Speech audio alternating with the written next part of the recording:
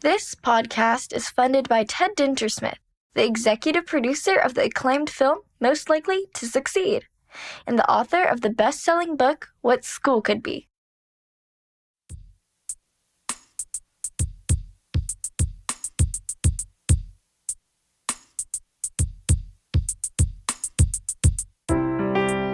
Hey everyone, this is the What School Could Be podcast.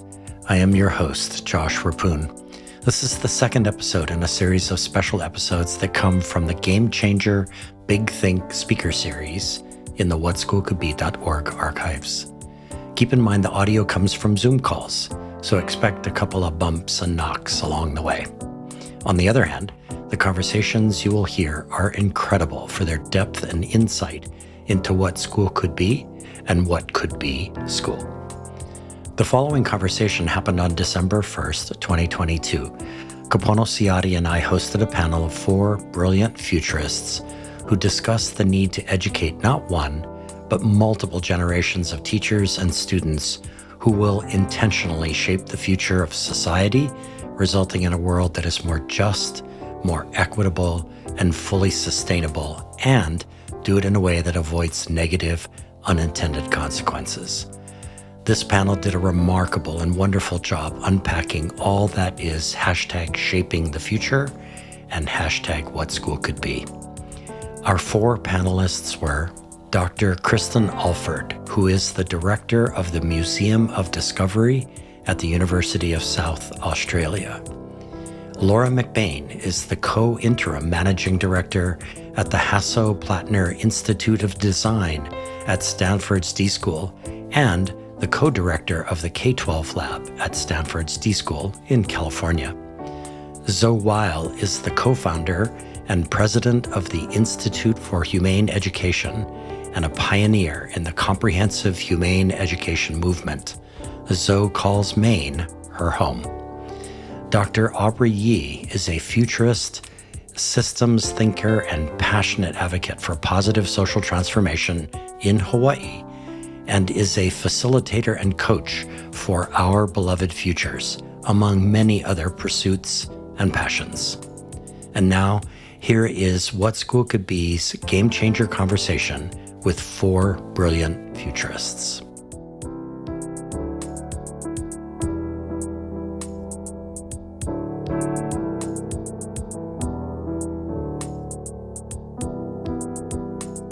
Welcome, I'm Kapono Siati, Executive Director of What School Could Be, and I'm really excited to host this conversation with my very good friend, Josh Rapoon. Hey, Josh.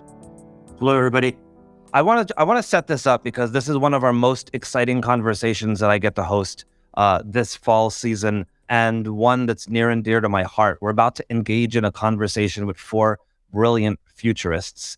And I don't say that lightly. These are 4 brilliant people who have spent a lot of their time thinking about the future. And if you know me, something that is exciting and near and dear to my heart. What we want to discuss today is the need for us to not just educate one, but multiple generations of teachers and students who are willing to intentionally shape the future of society, and to do so in a way that avoids negative, unintended consequences, resulting in a world that is more just and equitable and fully sustainable. And that's a huge task. So, which is why we have 4 guests with us today. And Josh, I want to throw it to you so you can get us started and ask our guests to introduce themselves. Thank you, Kapono. I'm Josh Rapoon. I'm the host of the What School Could Be podcast, and I'm also an ambassador and an evangelist for What School Could Be on all of its many endeavors. I am just absolutely stoked over the moon to be with these 4 individuals today. 2 of them have been on my podcast in the past. All of them have come onto my radar screen over the last several years. Well, Laura, you go way back many years. But it's just a real treat to be with you today. And I've been looking forward to this for a long time. So I thought we would just do a round of introductions. Zoe Weil, why don't we start with you? What is your story? Thanks, Josh and Kapono, and hi, everyone. It's really wonderful to be here, although I'm not so sure how I feel about being described as brilliant. That makes me a little nervous. So I am the co-founder and president of the Institute for Humane Education, and our mission is to educate people to create a world where all humans, animals, and nature can thrive. And we do that by focusing on education because we believe that education is the root system underlying all other societal systems. So we offer loads of free resources for educators, and we have a solutionary guidebook because we're striving to educate people to be what we call solutionaries who can solve problems, which I'm sure I'll be talking about. And we have online graduate programs with Antioch University. That's awesome. So thank you very much. Dr. Kristen Alford, coming to us from Australia. What's your story? So currently I'm the director of MOD, which is a future-focused museum here on Garneyata in Adelaide. And I'm just really interested in about building futures capability for people. And so the purpose of what we try and do through MOD is really talk to young adults about, what their futures might entail personally, but also what that might mean on a more global or systemic basis, and really help build that capability for them to think about the future, engage with the future, create the future. And at the moment, I'm mostly obsessed by disruption and how we move from continually trying to increment a system that doesn't feel like it's working to actually wholesale redesigning a system that may be very, very different. And that's partly in preparation for an exhibition that's coming in about a year's time, and partly, responding to some of the feedback from our visitors and stakeholders about what's concerning them. That's awesome. Thank you, Kristen. And I'll say to everybody that I forgot to mention Zoe is in Maine. And so I think Zoe and Kristen, you two are as far apart on planet Earth as it's possible to get, I think, opposite sides of the world, which is terrific. And then, so we'll shift over to Laura McBain, who's in California. Laura, hello, and what's your story? I'm somewhere between Kristen and Zoe in the world. I'm halfway between y'all. Somewhere. Yeah. Lovely to see everyone and excited to just meet all the folks who are in the chat and listening today. Thank you for showing up. I think this is an important conversation, and I'm just really honored to be amongst all these brilliant futurists in this conversation. So thank you for having me. Yes, my name is Laura McBain. I am one of the managing directors of the D School, as well as the co-leader of our K-12 lab. And, what we do at the D School is build folks' creative confidence to think about, to uncover problems, reframe how they think about problems, and come up with generative and bold solutions that they can feel they can implement. And so I spent a lot of my time thinking about big, bold ideas. I love where Kristen is going already, which is how do we create really systematic change and move away from these small incremental change, but really think about big, bold ideas. So just really excited for this conversation. That's awesome. Thank you, Laura. And right here where I'm based in Honolulu is Dr. Aubrey Yee. And so Aubrey, it's so awesome to be together with you out here as this speck in the middle of the Pacific. And so what's your story? Thanks, Josh. Yeah, I've known you for a while too, and it's great to be here on Oahu, my home, your home, this place we love so much. My story. I'm a futurist. Obviously, it's why I'm here, but I've most recently spent about the last 8 years working with the Hawaii Leadership Forum, a Mid-Year Fellows Network, and my title was Network Weaver. So I was really in that regard, looking at how we take leaders across the state and sort of in an adult learning environment, gear them towards the problems that we're facing and move the whole state of Hawaii towards a brighter and better future. So I recently turned that network over to the governance of itself, which was a really beautiful moment to kind of like pass that into their hands.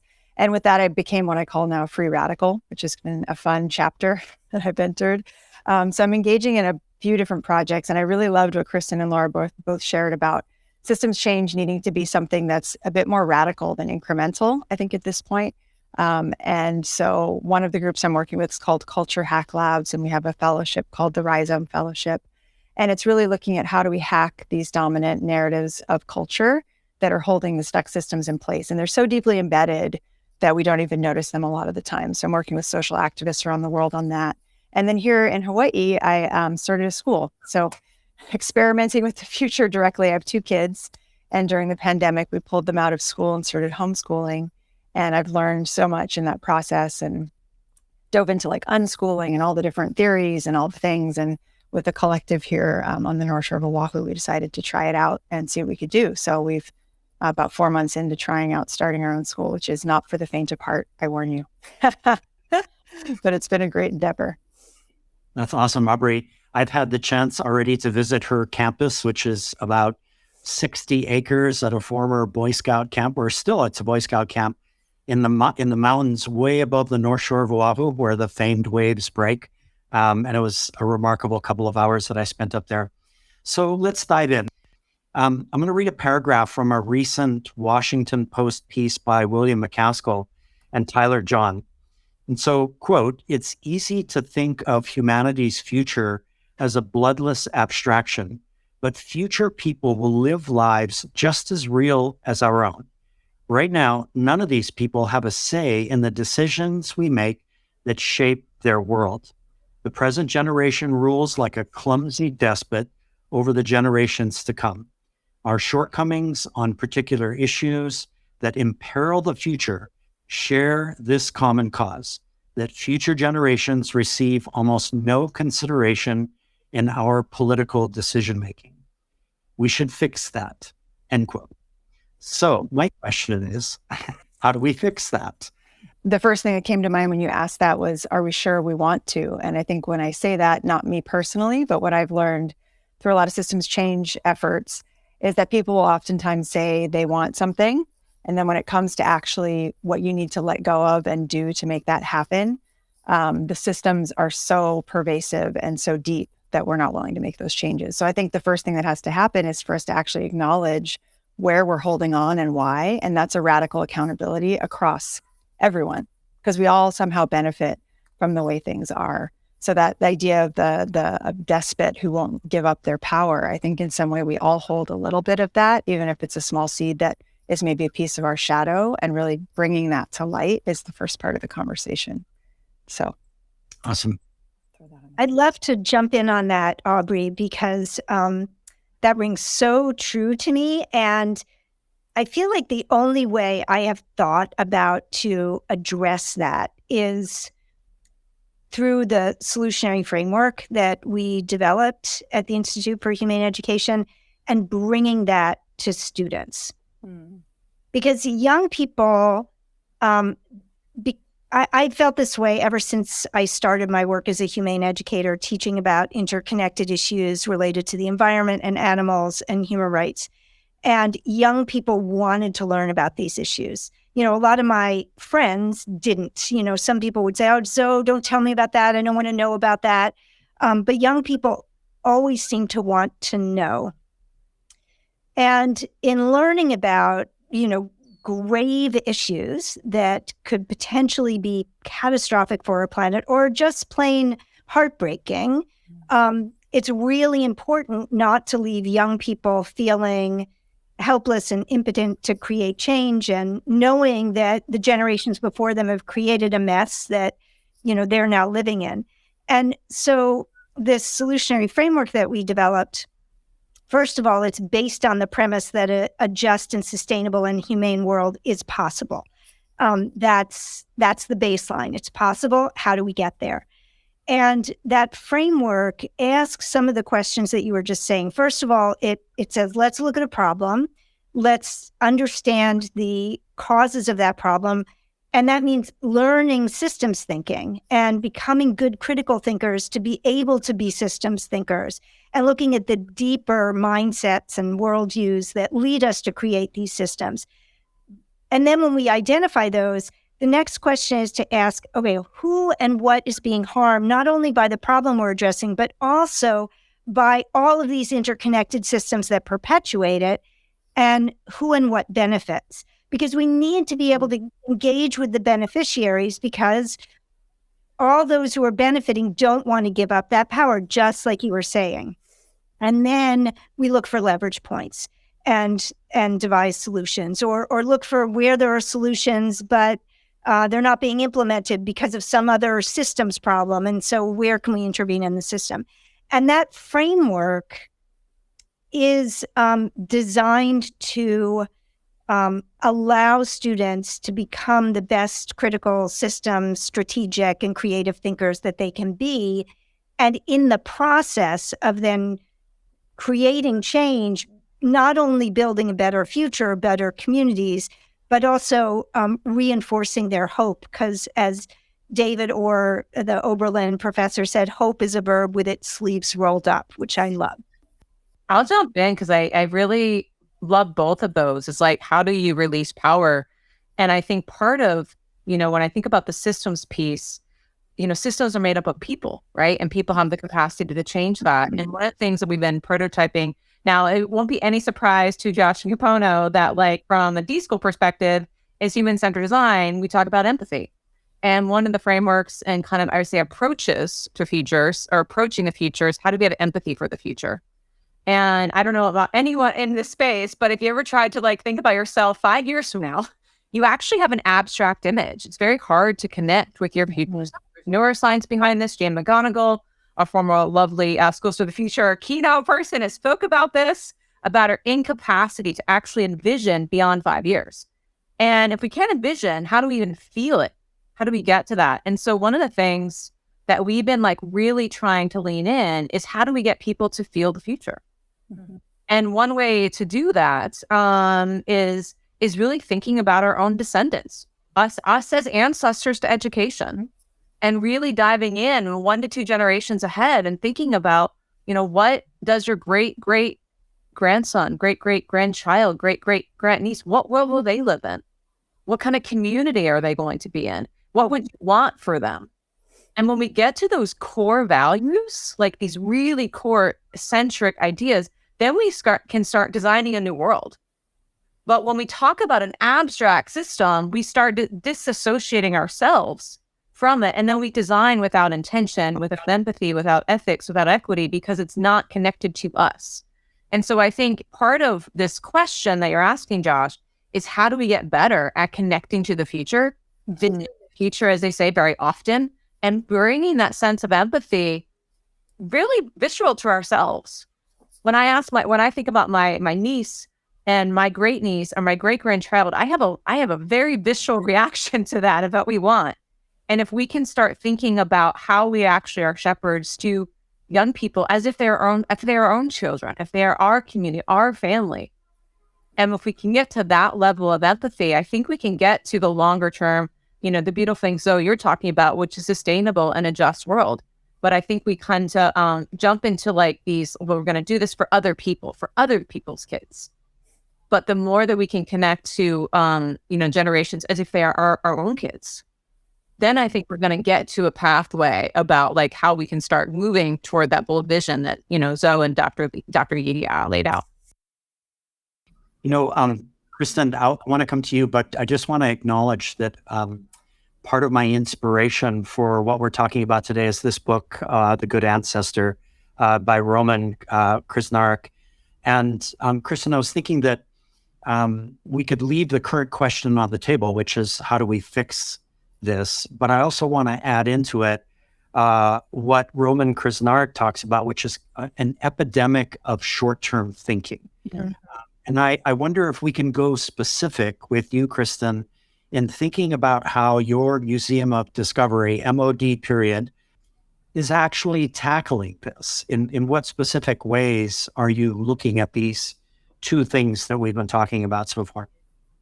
Yeah, and look, the things that were coming to mind were, I think it's really interesting the way that we talk about how difficult it is to sort of envision, because I think that comes from the same sort of school of thought around thinking about adult cognitive development and understanding that actually for most people thinking about the future is difficult because we don't really start to naturally think about long-term futures until we gain wisdom.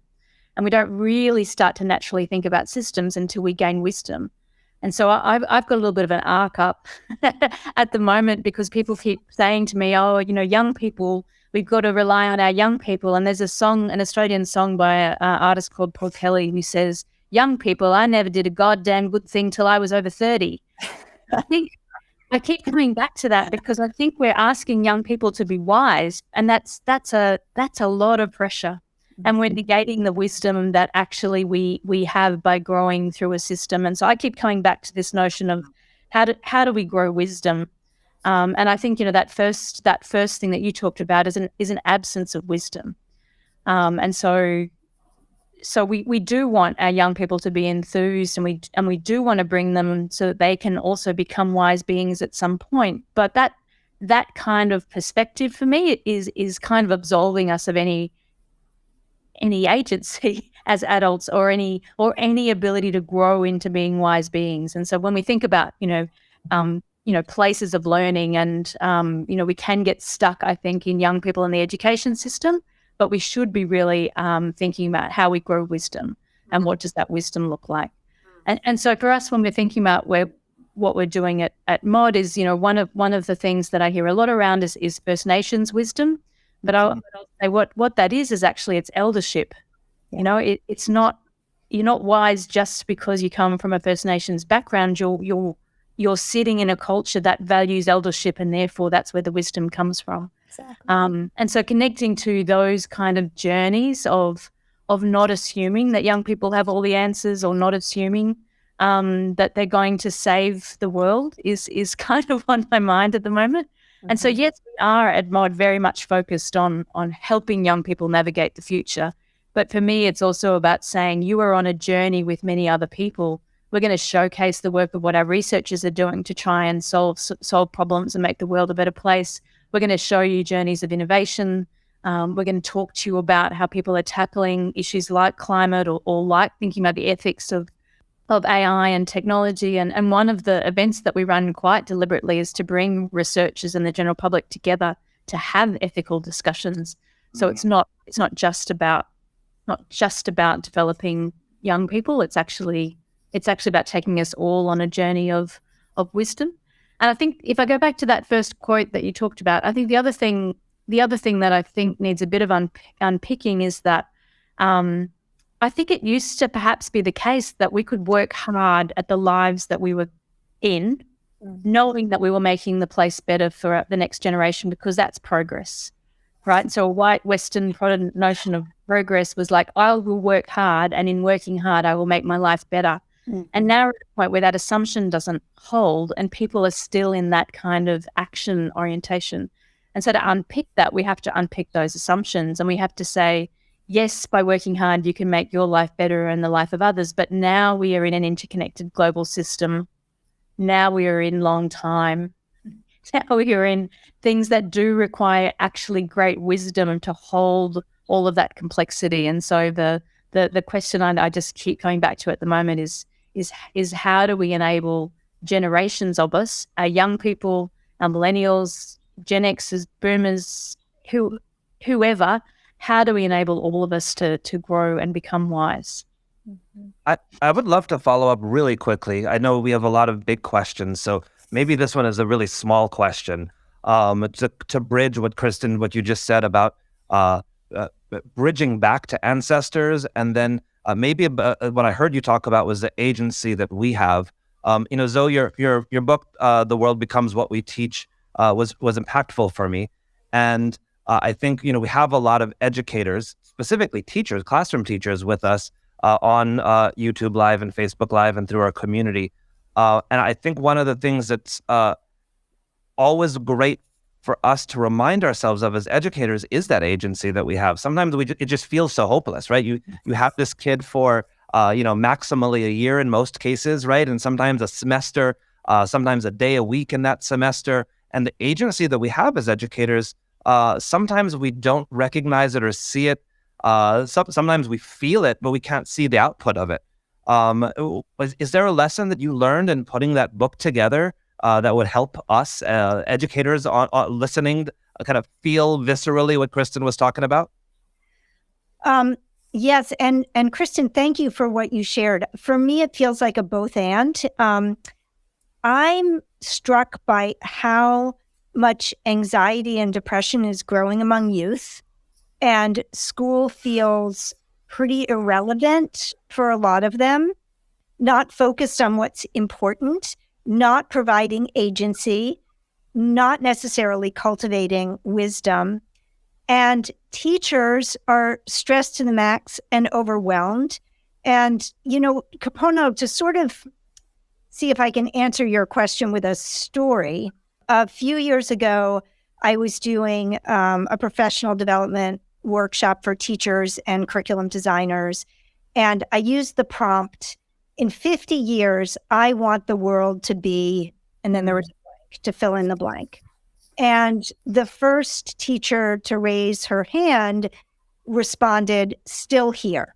In 50 years, I want the world to be still here. Sort of the level of despair that response indicates was pretty alarming to me. And I asked the rest of the group, how many of you feel the same way? And most of the people, by a large majority, raised their hand. So these are teachers and curriculum designers. And if teachers and curriculum designers are worried that the world may not still be here in 50 years, and then what is being conveyed to students? So I do think that my recommendation, to answer your question specifically, Capono, is we need to remind ourselves of how much in the world has gotten better.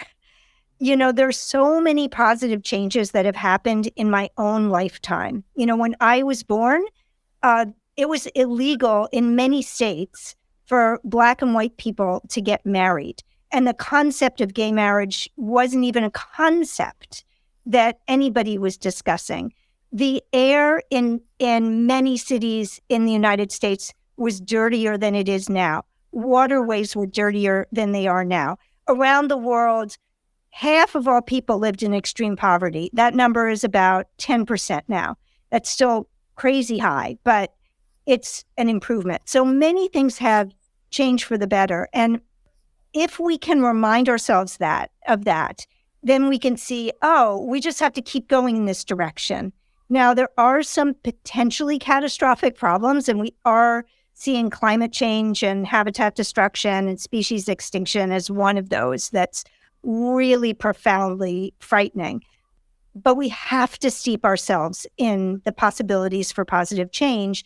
And when we do, we can bring that to our students and engage them. And I feel like young people, when they have the opportunity to roll their sleeves up and to address issues that are of concern to them and make a difference and feel, Kristen, as you were saying, their empathy expanding, their compassion being welcomed and then directed toward doing good in the world, then that agency serves them. So it's not just serving the world. It's not just laying a whole bunch of problems on them. I have seen kids where teachers are teaching about problems in age-appropriate ways and engaging kids, and those kids are just on fire with excitement and enthusiasm, and they love learning and they love that agency. And I've seen kids be prevented really from learning about real-world problems who just feel despair. Nobody's talking about what they see around them.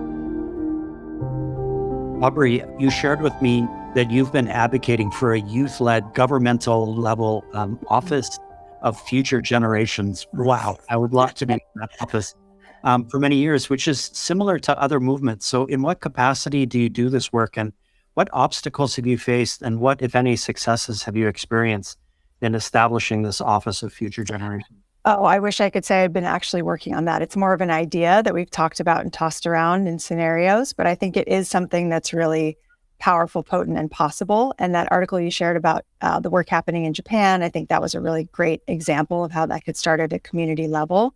But yeah, I mean, for years, it's been discussions in the future circles I sit in that, why don't we have something like an office for future generations where you're actually having people represent, just like you do with the rights of nature movement, where you have representation for something like a river or a mountain or another object that doesn't have a voice for itself.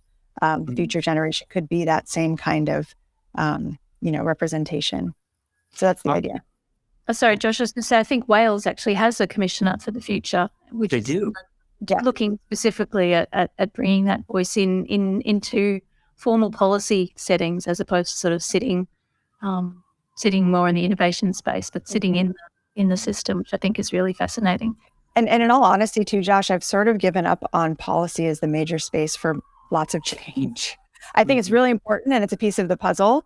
But I think in terms of really pushing some of the type of change that in the introduction the other panelists were talking about, which is really whole systems overhaul or actually new systems coming in to replace the old, I don't know it's going to come from policy.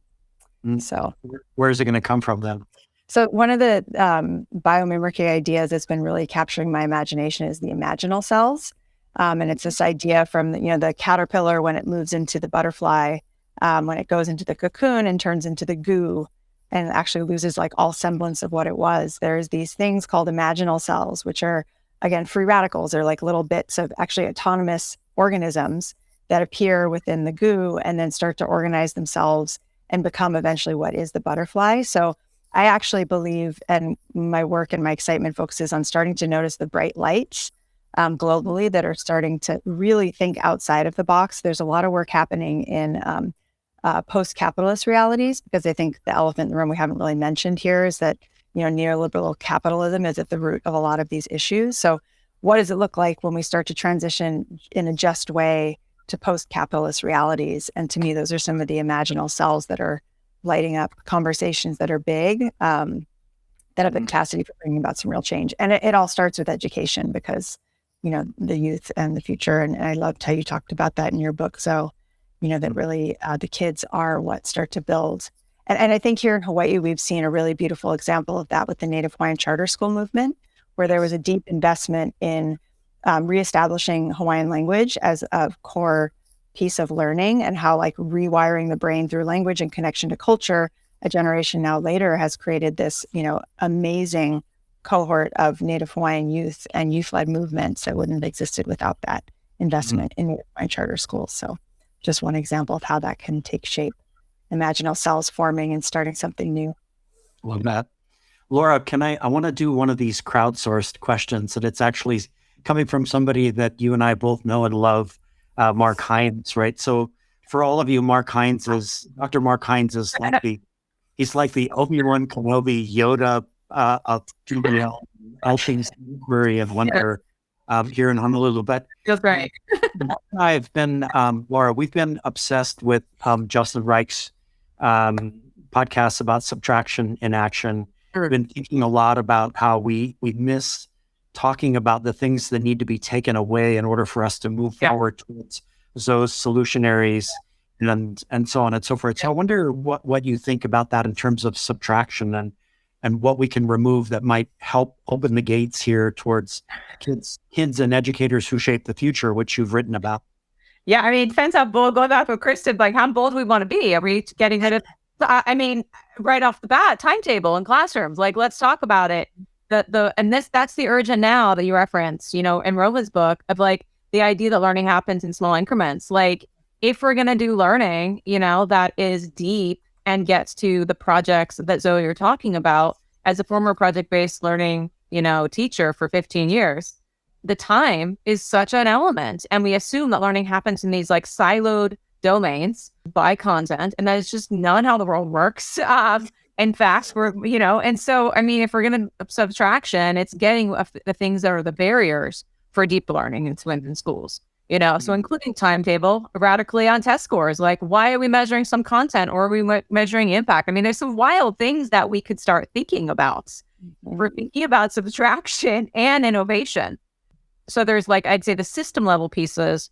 And then I think there's probably a more subtle piece as an educator, which is this understanding that we have this urgency of I don't teach this one content this year. This child will never grow to be, they're going to never go to college, and they're going to sit on their couch for the rest of the life. That's the mindset. And God forbid they don't understand fractions by 8th grade. this ever-ending tension. I taught 8th grade for a while, so I know that's a common conversation. But we have to remember that learning happens over time. And I think this is the key thing as educators. Like, what Zoe you were saying about looking at over time, we're talking about tracing change. We're talking about trend casting. We're talking about understanding how trends change over time. And if we want our young people to be the shapers of the future, they not only need to know, about the past, because I think that's a misnomer in futures. It's like, and I know everyone in this call will think we only focus on the future. No, you look doubly back and doubly forward in order to understand trends and also to understand impact. And so I think we're thinking about, with our students, holding on to that capacity that they've had teachers before you, they will have teachers after you. Our job is to equip them to be good learners, to be curious, to be creative, so that when they encounter new information, right, concepts that they have never seen in their life, because they will, how do we ensure that they have enough creativity, curiosity, ability to navigate ambiguity, so they can learn about those things and shape it in the way that they see fit? And so I don't know if that answers your question, Josh, but I think that we'll know.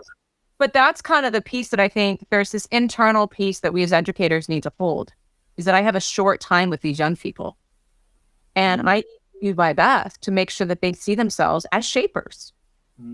Right? There's this like ongoing joke that we talk about, and I'm sure educators who are listening know this, is like, I don't know how many conferences I've been to, but we as educators have said, we have to prepare students for the future that does not exist.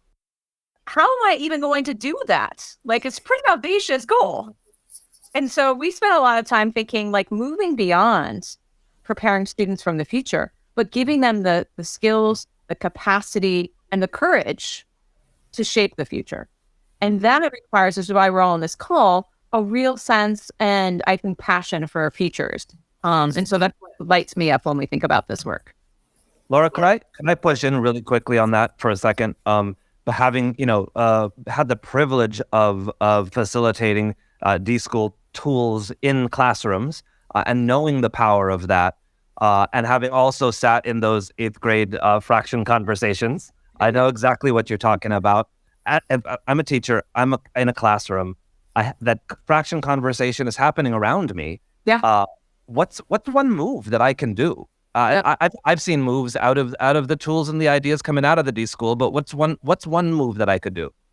I mean, one thing is like, how do you apply them? So, I mean, if you're thinking about fractions, and if you're thinking about virality, which is exponential growth, and I'm thinking about Twitter and TikTok, let's teach a lesson about how something I make actually is going to go viral. That's a fractions lesson. That's a mathematical question, right? That people can engage with, that also gets at this question. So I could teach that. I could teach a whole lesson about how exponential change works within mathematics and connect it to futures, right? So there's an application piece that I think we could play with around what are the concepts that we're with around futures within classrooms.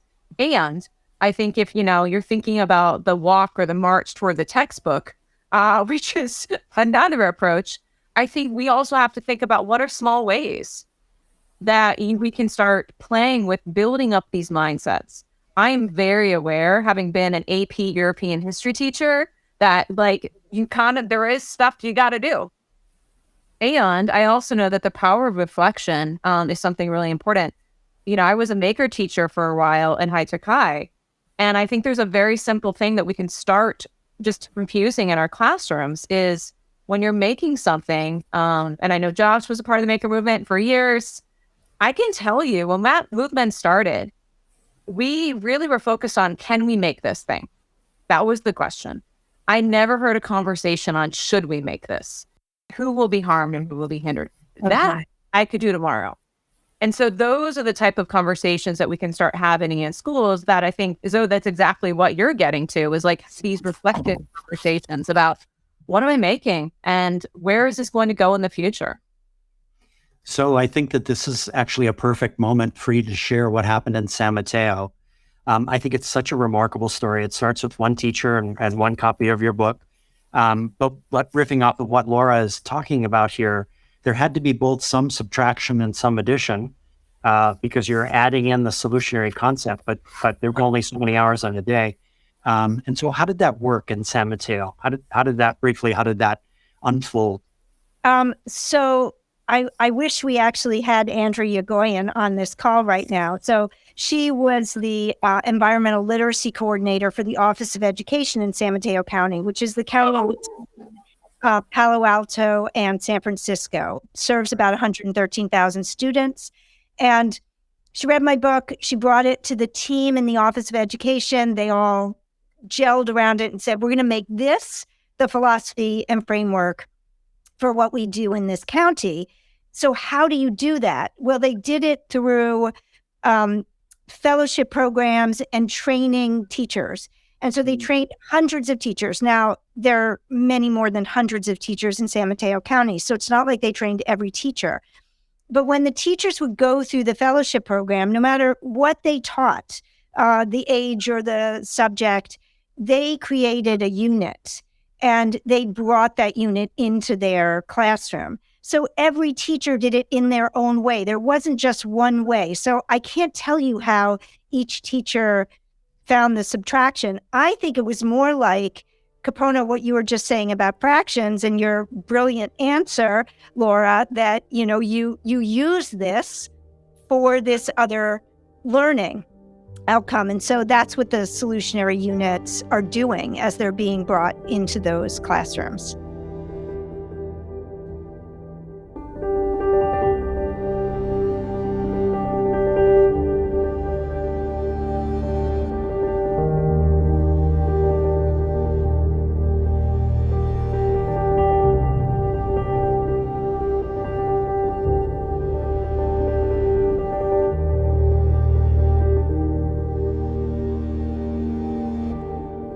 This is a general question for all four of you, but and it comes from Chris McNutt. Zoe, he's a big fan of you. He's the co-founder of the Human Restoration Project out of Ohio. And he's asking a general question, but Kristen, I thought it would be appropriate to ask you first because your Museum of Discovery caters to 15 to 23-year-olds. He asks, how can we protect educators who are teaching the critical thinking needed to be a shaper of the future, acknowledging the dicey moment that we're in and that you talked about 40 minutes ago? And then the second part is, he wonders about the role that students' families play in this process of educating shapers of the future. And since your Museum of Discovery caters to not only the kids but their families as well. So I wonder if you could start us off on that. Yeah, I mean, it's so interesting because I think, in thinking about this, I was just reflecting on talking through the wisdom of generations and kind of going that there's an assumption that there is somebody in the middle who is blocking. We have people who are educators who are driving change. We have people in those liminal spaces that you talked about, Aubrey, driving change. We have faith in our young people to drive change, and yet we assume there's something in the middle that's causing this huge blockage. And the feedback I keep getting when we're talking about this or talking about radical change in schools is it's parents. And I think that's such an interesting problem for us as a place of education and a place maybe of lifelong learning. And I think for us at a museum context, we have a unique and wonderful opportunity to have conversations with parents about how the future can be different because they're not in a position of responsibility in that context. They've not necessarily come through the museum system with the baggage that comes from their own schooling or their own experience. They're coming to have a new immersive experience that has the opportunity to wonder and delight them as much as that 15 to 25-year-old audience. And so I think, there was a comment in the chat which was really talking about, maybe it's that we lose our capacity for curiosity and we lose our capacity for awe. And so I think the sorts of things that we're trying to do is just, spark people into refinding that. And I use spark a little bit cheekily because one of the things that we're literally installing at the moment is our pain chairs, which is an installation where you sit in them and then we electrocute you until it hurts. And then we play around with different aspects of light or placebo or environment to make it hurt more or less. And it really shows the research that indicates that chronic pain is built from the pathways in our body that are trained to expect surgery. Wow. And how that might change using things like VR treatments that then can alter some of those pathways. And I think, that that's crazy. That's amazing, and I think that's interesting to anyone. And so trying to bring people face to face with those kind of experiences that might spark wonder and awe might be a little way of moving past this kind of mass of inertia that we sense in this system we're finding hard to identify. And I remember when you and I had our interview for my podcast, Kristen, we talked about the idea that as a young person, if I imagine myself as a 18-year-old and I was experiencing this pain installation, if you will, that one of the things that might spark is that I would think, oh, wow, Shazam, maybe I want to work on pain management as my purpose, as my future. And now, so as a solutionary, I have to start thinking of all the ramifications and Laura, whether I should do this or not do this. Yeah. It's just remarkable how your museum, Kristen, opens this whole conversation up, but includes the families in the process. And I think it goes to that question that we've all been talking about, which is that question of self-efficacy or agency, and the fact that having that. I mean, I loved what you said, Zoe, about talking about things at the right age group so that you could actually take some agency, in the context that you were in. And one of the exhibitions we're preparing is all around thinking about new systems and hope. And what we want people to do is to come into that.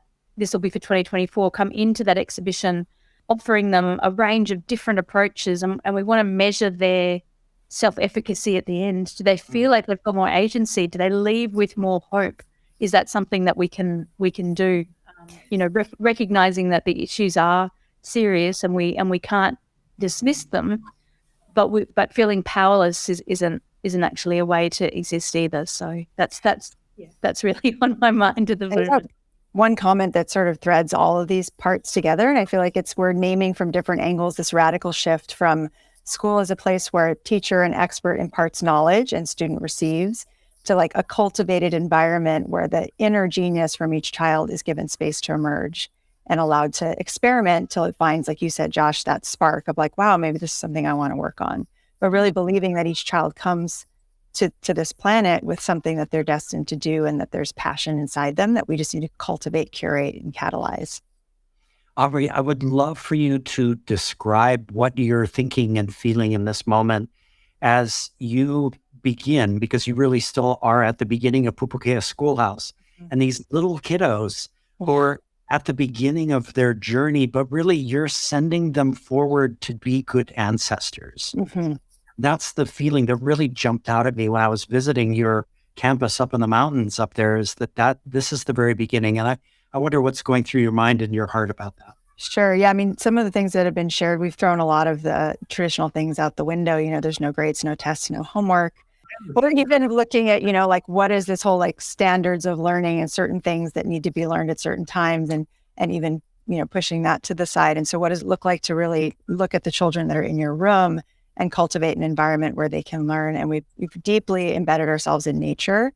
And I think there's so much to be said for just getting hands, feet, and all of it in the dirt. We happen to live in a beautiful place here in Hawaii that's possible year round. So really leaning into the wisdom of earth and nature and all that's available to us. And I know, Zoe, in the beginning of your book, you have that beautiful story of the boy, a budding naturalist and observing the natural world. And I just think there's so much available to us that's outside of textbooks.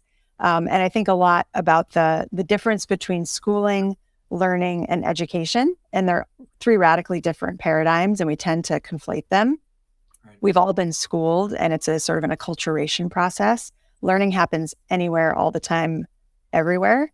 And I really learned that in my homeschool experience, taking the kids traveling and just realizing how much you can learn just by being in life and being curious. And then education being sort of a system that all of those things are embedded in. So with this experiment that we're trying out with Pupukea Schoolhouse, it's how do we really lean into some of the more radical edges, because we do have a parent community that's more open to that. So my hope is that, a year from now, we'll be sharing with you some of our successes and learnings and ways that we can model this out for other people to try. Laura, it feels like this is a moment to circle back to what you were talking about 45 minutes ago, which is that process of becoming skilled at empathy. And that what Aubrey is talking about here is that empathy for the ground that you walk on and the environment that you live in is crucial If you leave that out, we leave out a major part of the equation of being a good ancestor and being a shaper of the future. I wonder what you think about that. Absolutely. I mean, I think that's the key is like, because I think one of the things is like we're thinking about ourselves, but we are always in selves, in community, in context with the world around us, and I think when we think about a young person, 3 generations out, we have the self, we have the society they live in, we have the larger ecosystem. And that is how we think about we're always in connection to the community. And I think there's, I work with a lot of schools, that are more urban, that may not have as much access to nature. And you can learn so much as well in those environments about what's going on in the building, what's happening in the street corner, talking to shop owners. There's so much history around us that we can start seeing. And I think when we think about this, and again, going back to empathy for the future, and I can drop in kind of our 5 approaches to futures, which is really reflection guides to like how you approach a problem with a futures mindset. And we're building kind of a starter kit for educators on futures where they can kind of play with this. But we did this exercise where we had people, I think I told Kristen about this, but we built their visual ancestors. They did a portrait of their ancestor and asked their image. Awesome. It was beautiful. And it allowed them to connect. And what we noticed was like, what kind of world do they live in? What do they see when they wake up? What is in their hearts? What do they value? What are they hoping for? And it's super interesting, I will say, when we did this exercise, and we've done this in Austin, Texas, we've done it in California, we've done it in New York, we're doing it in Chicago and Philly. And you've got superintendents, you've got parents coming in. And we notice it is the conversation that happens around this work that people all of a sudden tap in and like end up spending like 2 hours making their portraits, because they have now started to really feel, well, what does that world look like? And again, I think it came up in one of the side conversations for the audience, but like we get to these core fundamental beliefs that Aubrey's talking about, which is my connection to the self, my connection to nature, these values. And again, as a designer who thinks about bringing communities together, as we think about the future, it is the seeking the visions of coexistence that we're aiming for and uncovering these values. And so we try to do exercises like this that communities can do, educators can do, not because we're trying to predict what the future is. That's not what we're doing. We're having people feel the future and uncover what are the conversations does this arise for them? Are they really living to the values that they want to hold? And if they are, how can we amplify that? And if they're not, right, how do we actually, make adjustments to the current state? So I think I've kind of cooked up a way that we can bring this. Wow, we've only got a couple minutes left on this. We're going to buy like a shot here, right? Wow, amazing. But I think I've come up with a way that we can sort of bring this to a close that would be kind of neat. So again, page 223 in Roman's book stopped me in my tracks because he was talking about intergenerational time. And he came up with kind of a protocol for when a group of people get together like we have, and a series of questions that are based on some themes that we could ask each other or ask ourselves that would generate a futures-directed conversation. And they're under these themes: deep time humility, intergenerational justice, transcendent goal, holistic forecasting, cathedral thinking. So I taught medieval history. The cathedrals took hundreds of years to build. And then the last one, which is legacy mindset. So I thought that we could end today by having each of you address this question. And so maybe we'll start with you. What legacy do you want to leave for your family, your community, and for the living world? Oh, that's an easy one. The fundamental philosophy and principle that underlies our work at the Institute for Humane Education is how can we do the most good and the least harm to all life, to other people, to other species, and to the ecosystems that sustain us. And with that as an underlying principle and the solutionary framework as a process, the two together lead us toward collaboratively solving problems. And I sort of wanted to touch on what Chris McNutt asked, and I love Chris and his work with the families. And we live in these polarized times, and we're constantly arguing. And I want my legacy to be that with this underlying principle and a set of thinking skills that we practice, that we can dissipate the polarization and the either or thinking, and together build a just, humane, and sustainable future. Wow. But That's drop the mic. So, Krista, what legacy do you want to leave for your family and your community and for the world? Well, it's a bit hard to follow, sorry, to be frank. But when you asked that question, I was, my head went to one of the Step Up dance movies. And I think why it went there was because when I imagine what the future could be if I do my work right, I imagine people dancing. So I imagine it's kind of movement where we are in conversation with each other. There's a reciprocity. We are agile. We're flexible. We're moving around in really interesting ways. There's an astonishment at the beauty of the, applied talent of the human form, and there's joy. And so I've just got this kind of beautiful community kind of, maybe we're at a wedding, maybe we're at something, people are dancing, they're in conversation. That kind of movement for the way that we move through the world is something that I hope I'm achieving by helping people be more literate and more capable to think about the future. Wow, that's awesome. Dance like no one's watching. Laura, what is your legacy that you want to leave behind for your community and your family and the world? I love that question. Thank you for asking it. And it's like, this is the true question, like what's coming up. And as I think about this question, I'm like, oh, I'm emotional, which is insight for me to be like, oh, that's the air. Let's play with that. And I was thinking, as I was reflecting when you asked it, I think it's pretty relatively simple. Whether it's with my family or with the folks that I work with, I want to know that I made a difference. And in particular, I want to know, I hope, and I aspire to help people see the capacity for their own brilliance.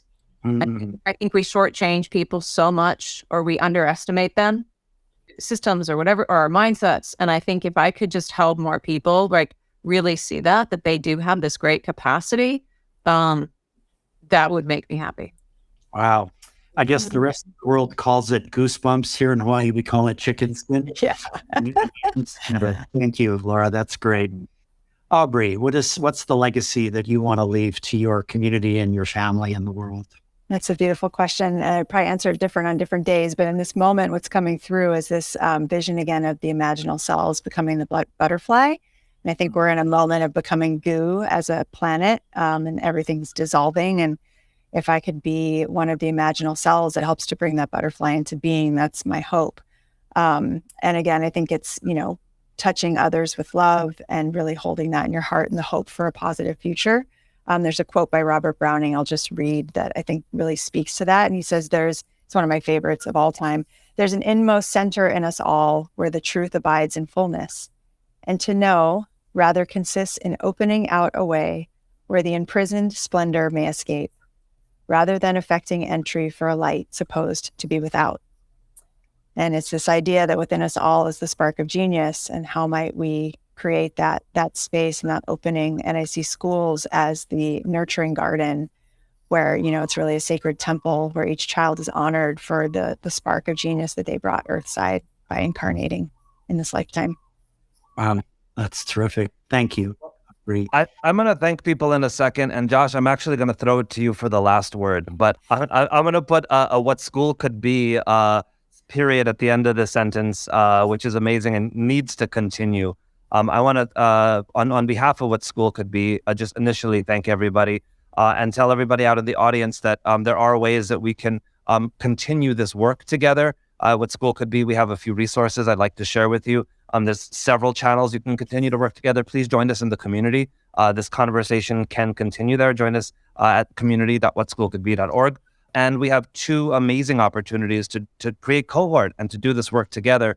First of all, we've just launched a master's in teaching and learning and a master's in educational leadership cohort with our partners, Two Revolutions and Spalding University. It's going to be an amazing opportunity. One of the things that we're really proud of is equitable access. As best as we can, we've gotten this program down to $11,500, which we're so proud of because we want to make sure that everybody has access as best as possible. The second thing that I'm really excited about is our micro-credentials. Really encourage you to check them out. We have a micro-credential for each one of our playlists, and it's just a really succinct but powerful way to move your teaching practice forward and also gain continuing education credit if you need so for the work that you're doing. And on that note, I will come back and I'll thank Laura McBain, Dr. Audrey Yee, Kristen Alford, and author Zoe Weil, and my co-host Josh Rapun. Throwing it back to you, Josh.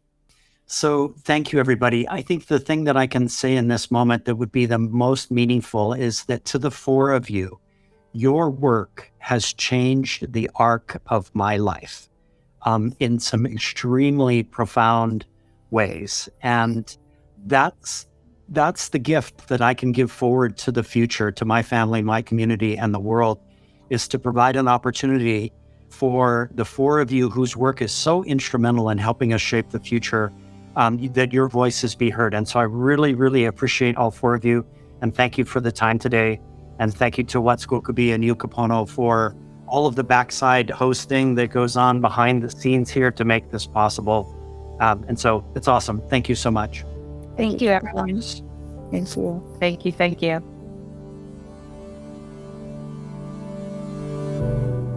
These special episodes are edited by Kim Diltz and Evan Kurahara.